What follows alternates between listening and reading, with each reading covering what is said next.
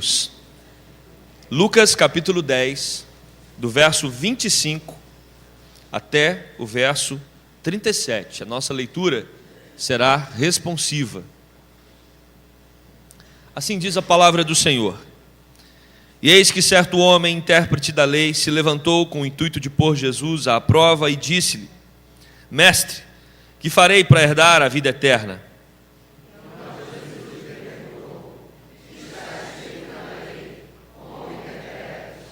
A isto ele respondeu: Amarás o Senhor teu Deus de todo o teu coração, de toda a tua alma, de todas as tuas forças e de todo o teu entendimento, e amarás o teu próximo como a ti mesmo.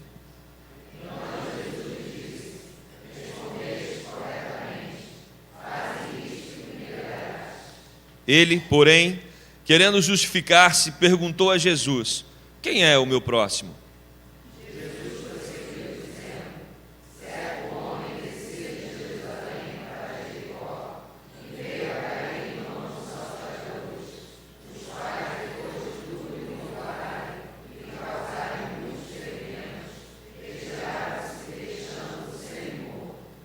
Casualmente, descia um sacerdote por aquele mesmo caminho e, vendo, passou de largo.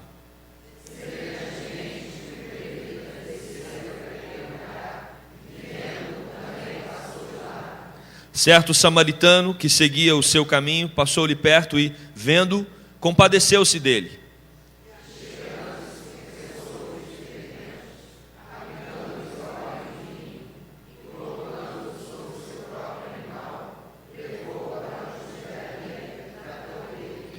No dia seguinte, tirou 2 denários e os entregou ao hospedeiro, dizendo: Cuida deste homem, e se alguma coisa gastares a mais, eu te indenizarei quando voltar.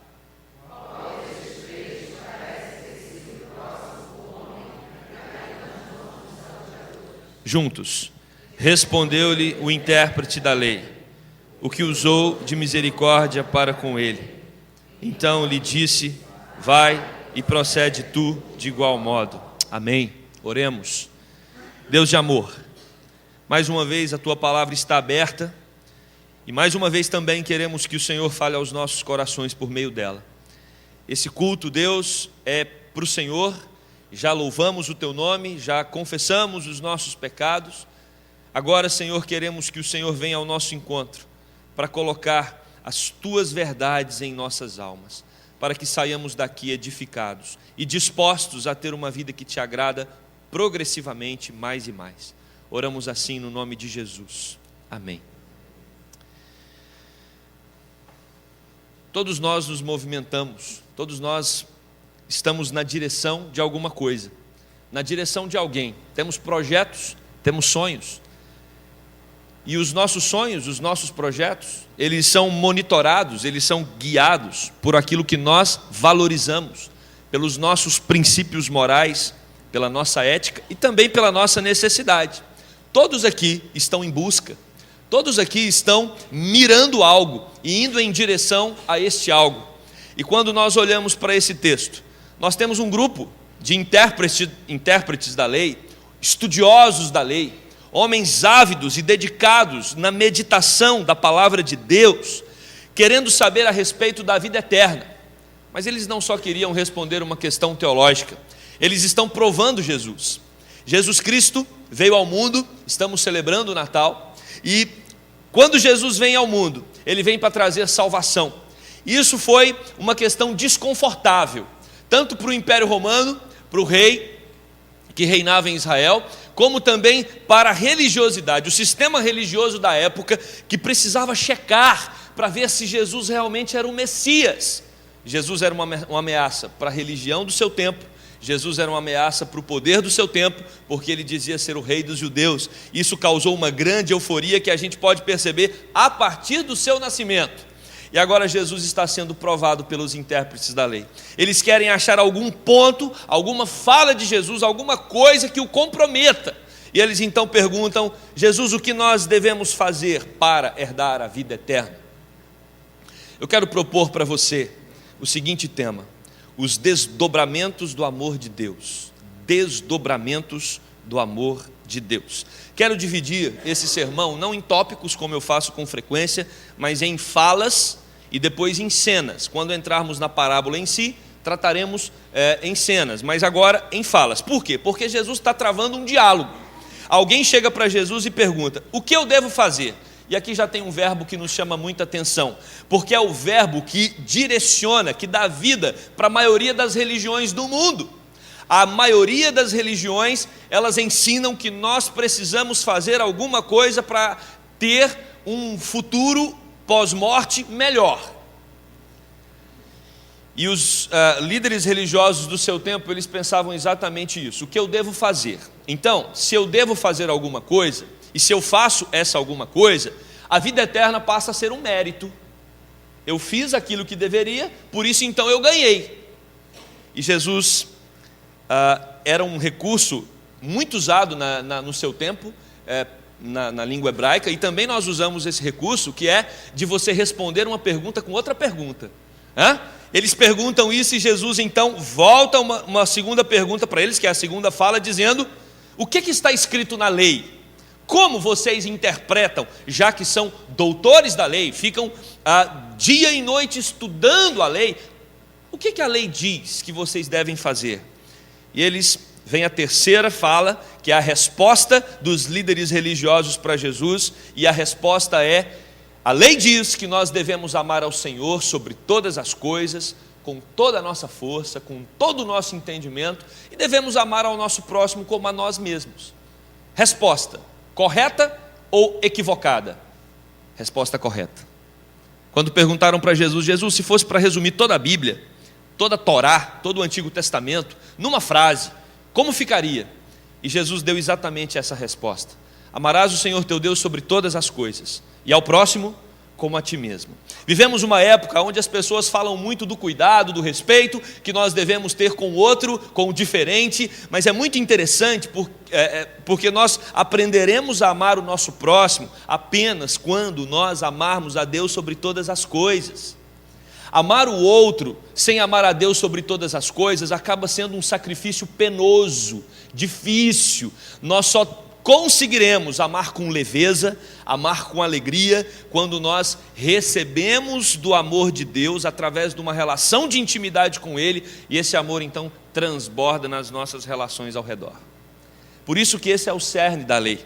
E Jesus então vê que a resposta ela está correta. E ele, na quarta fala, Jesus então diz para aqueles líderes: ok, resposta certa, faze isso e viverás. Mas aqueles homens não queriam uma resposta ortodoxa, porque existe uma diferença entre ortodoxia e ortopraxia. Duas palavras, talvez, uma mais comum, mas a outra um pouco estranha: ortopraxia. Ortodoxia é quando nós cremos corretamente. Certamente todos aqui concordam comigo que realmente devemos amar a Deus sobre todas as coisas e ao próximo como a si mesmo. Ou seja, nós estamos tendo uma resposta teológica ortodoxa. Mas Jesus está convidando aqueles homens para uma ortopraxia. Ortopraxia é quando nós não apenas cremos com o intelecto, mas nós tornamos aquilo uma prática na nossa vida. Por isso que é praxia. É quando não só pensamos de maneira coerente com a vontade de Deus, mas vivemos de maneira que agrada ao nosso Senhor. E aí, quando olhamos para esse texto, eles não querem apenas uma resposta ortodoxa, porque a resposta eles sabiam, eles querem complicar Jesus. Por isso ele faz uma outra pergunta, na quinta fala, aquele líder religioso diz para Jesus: mas quem é o meu próximo? E por que surge essa pergunta? Ela surge porque para os judeus daquela época, o próximo era um consanguíneo. Era alguém que pertencia à mesma nação. O comentarista John Lightfoot, ele diz o seguinte, ele cita uma interpretação rabínica do Midrash, que fala assim: não devemos planejar a morte de nenhum não-judeu. Não devemos planejar a morte. Mas se ele estiver morrendo, nós não temos obrigação nenhuma de ajudá-lo. Porque ele não é o nosso próximo direto. E aqui então, quando nós entendemos o que passava na cabeça daquela liderança, daqueles intérpretes da lei, eles não tinham responsabilidade direta com aqueles que não eram seus compatriotas. Jesus então insere a parábola do bom samaritano. E aí a gente começa então, deixa as falas de lado e a gente vai para as cenas da parábola. E essa parábola tem algumas cenas que são fantásticas. A primeira delas, Jesus está interessado em explicar qual o conceito que eu e você no século 21 temos que ter de próximo. E aí ele diz que tem uma situação que ocorreu. Um certo homem estava andando de Jerusalém para Jericó, uma cidade que tem uma estrada muito perigosa, na época, que tem 27 quilômetros, e enquanto esse homem caminhava nessa estrada, apareceram alguns salteadores, alguns ladrões, que surraram aquele homem, bateram nele, tiraram todos os bens que ele tinha, todos os anéis, todos os colares, a roupa dele, deixou ele semi-morto e semi-nu, e os salteadores foram embora. Essa é a primeira cena. Nós temos ali na estrada, no chão, jogado, um homem, todo machucado, todo ferido, e sem condições de falar, porque está semi-morto, e sem vestimenta.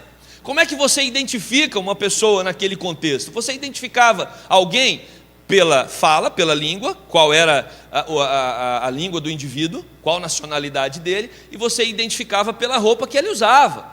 Então aquele homem não tem nem a roupa do corpo e ele não consegue se comunicar.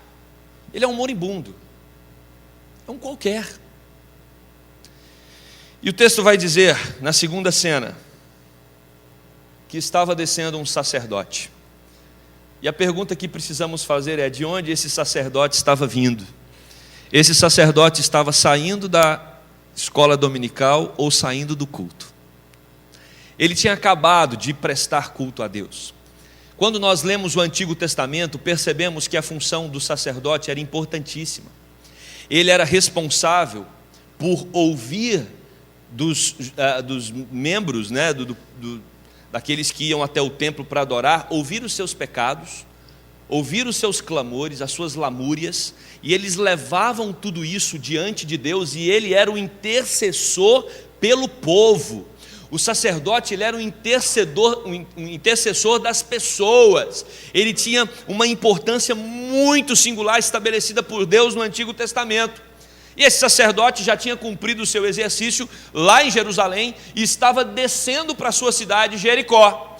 E o texto vai dizer então que, após aquele sacerdote ver o moribundo, ele olha, ele percebe que a situação é uma situação dramática, ele sabe que aquele homem está correndo risco, mas ele simplesmente toca a sua vida e continua a sua caminhada e não se envolve com aquela situação dramática. E tem um detalhe interessante, meus irmãos: aquele homem não se envolveu com aquela situação, e mais que isso, ele tinha estrutura teológica para se justificar. É impressionante o quanto alguns encontram estrutura teológica para não fazer aquilo que Deus diz que é para a gente fazer. Isso é um perigo, essa é uma má teologia. Aquele homem, ele foi criado num sistema, e o seu código de doutrinas dizia que ele não podia aproximar mais de 2 metros daquele indivíduo. Se fosse um judeu, ele tinha obrigação de socorrer. Se não fosse um judeu, ele não tinha nenhuma obrigação de socorrer. Como ele não sabia, porque o indivíduo nem falava e nem estava vestido, então, para não correr o risco de se contaminar severamente, tocando naquele sujeito, ele passa, e o texto, o código dizia que ele não podia ficar perto mais que 2 metros, ele então passa de largo e vai embora, para não correr o risco de ser contaminado. Acabou de prestar culto a Deus, como que eu vou me contaminar agora com esse indivíduo que eu não sei se é da minha nacionalidade ou não? Jesus usa um segundo exemplo, quando ele fala do levita no versículo 32, a palavra é semelhantemente, ou seja, passou o sacerdote, semelhantemente, do mesmo modo que o sacerdote agiu, nós temos agora o levita agindo, e o levita também era responsável por toda a liturgia do culto, era ele que organizava todo o culto no templo lá em Jerusalém, era ele que estabelecia tudo aquilo que Deus havia designado para que as pessoas pudessem consagrar ao Senhor as suas ofertas, os seus sacrifícios, era ele o responsável pela música, e aquele homem havia acabado de prestar um culto a Deus, e agora ele sai do templo, está indo embora, e ele também se justifica, dizendo: bom, eu não posso ir mais que 2 metros, menos que 2 metros para perto desse homem, porque eu vou me contaminar. E aí é interessante, porque o sacerdote, a consequência para ele seria maior por causa da sua posição.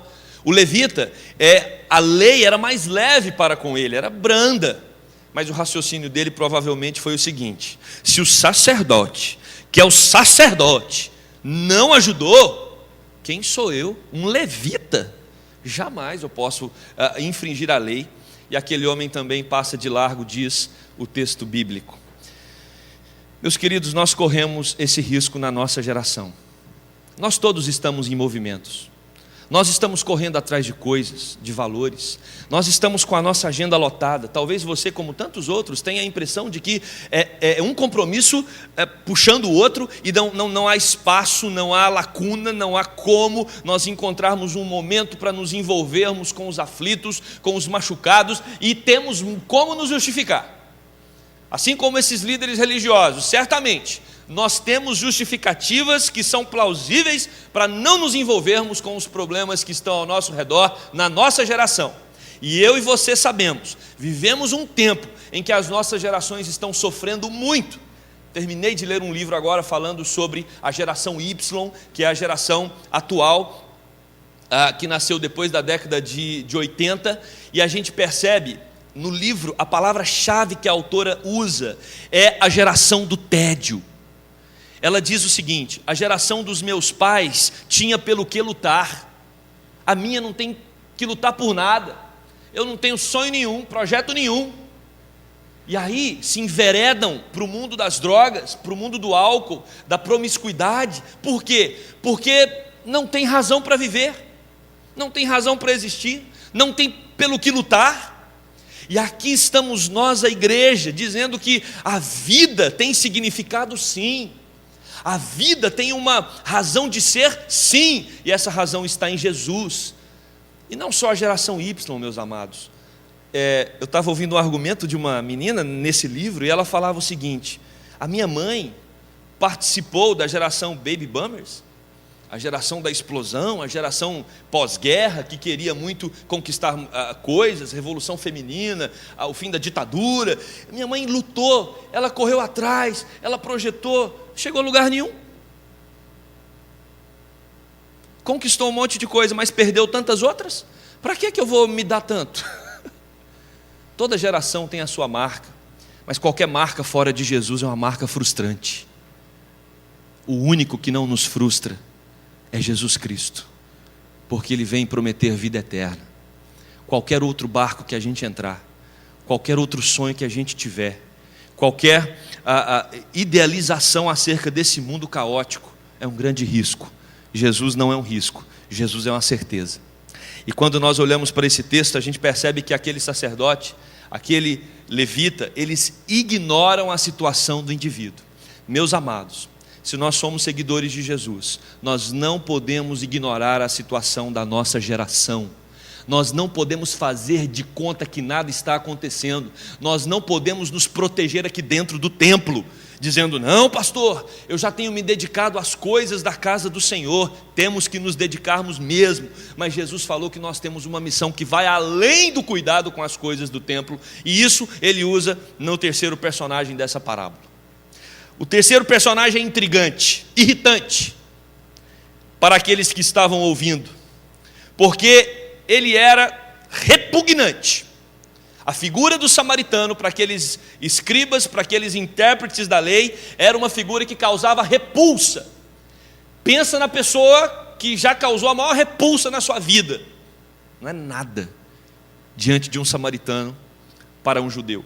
O judeu comparava o samaritano, olha só, com uma figura de desprezo, e ele tinha motivo para isso. Não é que não era justificável, não. Sabe o que os samaritanos fizeram? Um pouco antes do tempo de Jesus, eles colocaram ossos humanos dentro do templo de Jerusalém. Isso causou uma revolta no coração do judeu, uma amargura que perdurou por muito tempo, por causa dessa situação de desprezo para com a casa de Deus.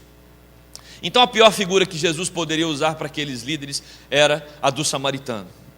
Mas Jesus usa. E Jesus fala que naquela mesma estrada, na sequência, vem um samaritano. Versículo 33. Detestável samaritano. E o texto vai dizer que aquele homem, assim como o sacerdote e o levita, ele olha. Ele vê. Assim como nós também conseguimos enxergar um monte de coisa que está acontecendo ao nosso redor. Mas a diferença é que aquele samaritano, ele se movimenta em direção ao necessitado. Mas não é só porque ele se movimenta, não. Porque às vezes eu e você podemos até nos movimentarmos em direção ao necessitado. Você talvez está sentado aí tranquilo dizendo, mas eu tenho ajudado uma determinada instituição mensalmente, regularmente, eu tenho feito isso, tenho feito aquilo. Não, o centro do texto não é simplesmente fazer. O centro do texto é aquele homem se compadeceu. E essa é a palavra-chave. Essa é a palavra-chave. Igreja precisa ser uma casa de compaixão. E compaixão, meus amados, é quando o sofrimento do outro me atinge. É quando eu percebo a situação de perdição daqueles que estão ao meu redor, e isso pesa na minha alma, isso embrulha o meu estômago, isso me causa angústia e necessidade de fazer alguma coisa em prol daqueles que estão perdidos num mundo em trevas. A igreja não pode perder a sua capacidade de compaixão. O que movimenta a igreja, e agora especificamente a nossa igreja, precisa ser a compaixão. O trabalho nessas plantações de igreja precisa ser movido por compaixão. Você contribui aqui, você não sabe o nome, talvez você não sabe o endereço de onde essas igrejas estão sendo plantadas. Quantos missionários também que nós ajudamos e que estão espalhados aí pelo mundo, você não sabe o nome de nenhuma das crianças que eles cuidam. Então não é só contribuir, mas é contribuir com compaixão, envolvendo espiritualmente num projeto. Mas é mais do que contribuir, é você também envolver pessoalmente com aqueles que estão no seu ambiente de trabalho, na sua família. Nós precisamos, irmãos, nos angustiarmos diante de Deus, orando por aqueles que estão perdidos e que amamos. Compaixão. Foi isso que moveu o coração de Deus para conosco, ao enviar Jesus Cristo. Compaixão. Foi isso que moveu o coração de Jesus Cristo para caminhar silenciosamente para a cruz do Calvário. É isso que move o Espírito Santo de Deus para habitar em nossos corações, para que tenhamos o mesmo sentimento que houve em Cristo Jesus. Meus amados, nós somos o corpo de Cristo na terra. Não tem outro lugar e não tem outra maneira das pessoas enxergarem Jesus se elas não olharem para nós. Nós somos a expressão de Cristo na terra. Nós somos os braços de Cristo. Nós somos os movimentos de Cristo na terra. O mundo vai ver o amor de Deus a partir da igreja, porque fomos chamados para isso. E isso está na figura do samaritano. Ele não só olha, mas ele se movimenta. E eu quero convidar você para se movimentar em direção àqueles que necessitam tanto do amor de Jesus. E aquele homem, ele vai até aquele moribundo e automaticamente, rapidamente, ele vê que está ferido. E ele usa os elementos que ele tem. Ele tem 2 elementos, óleo e vinho. Você pode até dizer que o vinho tem e o óleo também pode ajudar, né, no processo de cura, mas não são elementos naturais para você usar numa ferida. Aí surge uma pergunta: para que esse homem usou óleo e vinho? Eram os elementos usados pelos sacerdotes e levitas no templo.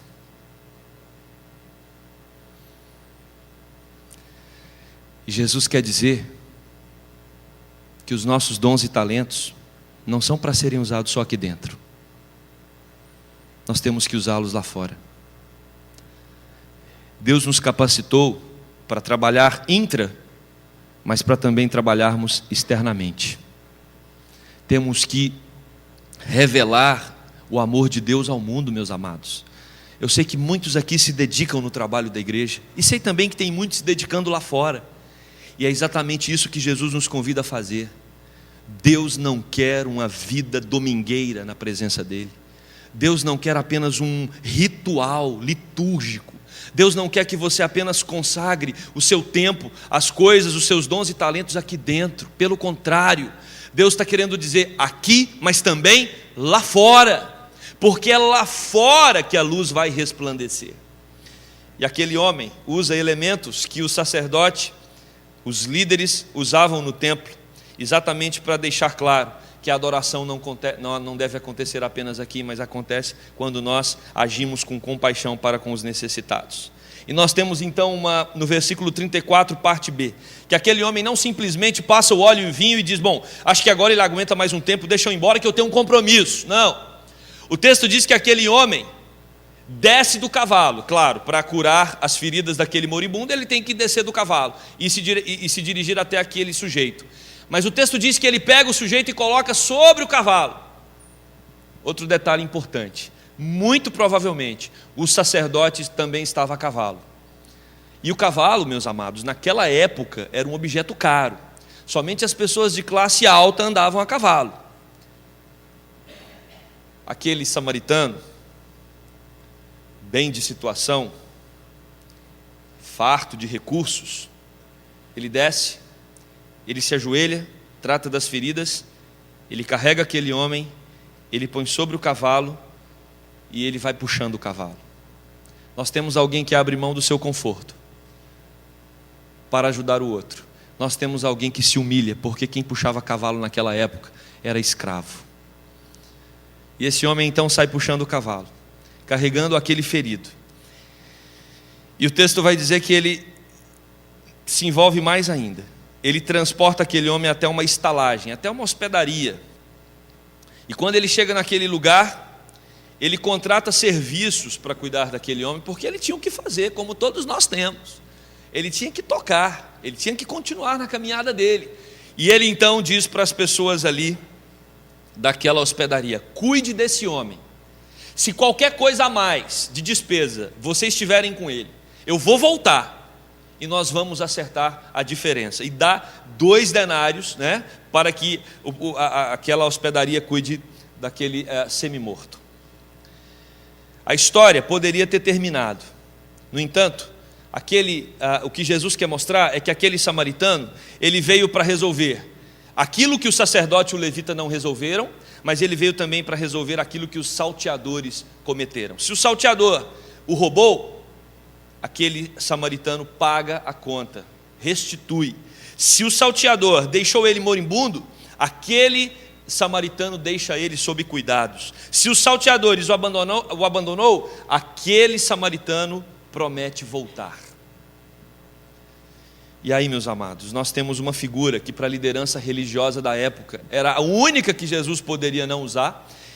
Eles pensavam assim, Jesus usou o sacerdote, usou o levita, agora ele vai usar o leigo, né? Não, e aí Jesus usa uma figura que não deveria estar na parábola, não deveria estar na história. Poderia terminar aqui, e a gente ia dizer que essa parábola serviu de grande ilustração a respeito do que nós devemos fazer. Mas Jesus, ele não termina a conversa. Toda conversa, aliás, ele não termina pelo meio. Toda conversa que ele começa, ele vai até o fim. E ele volta para os líderes religiosos daquela época e pergunta: qual desses 3 se tornou o próximo? Para nós respondermos hoje é muito fácil, mas para aquele intérprete da lei era alguma coisa que ele não conseguia verbalizar. Ele tanto não conseguia verbalizar que ele não verbalizou. Ele não diz qual foi o que ajudou. Ele não diz, foi o samaritano. Qual a resposta dele no versículo 37, parte A? O que usou de misericórdia. E aí, nós temos Jesus de uma maneira brilhante e formidável, terminando essa parábola, dizendo para aqueles líderes espirituais do seu tempo: foi o samaritano? Então agora vocês devem ir e proceder de igual modo.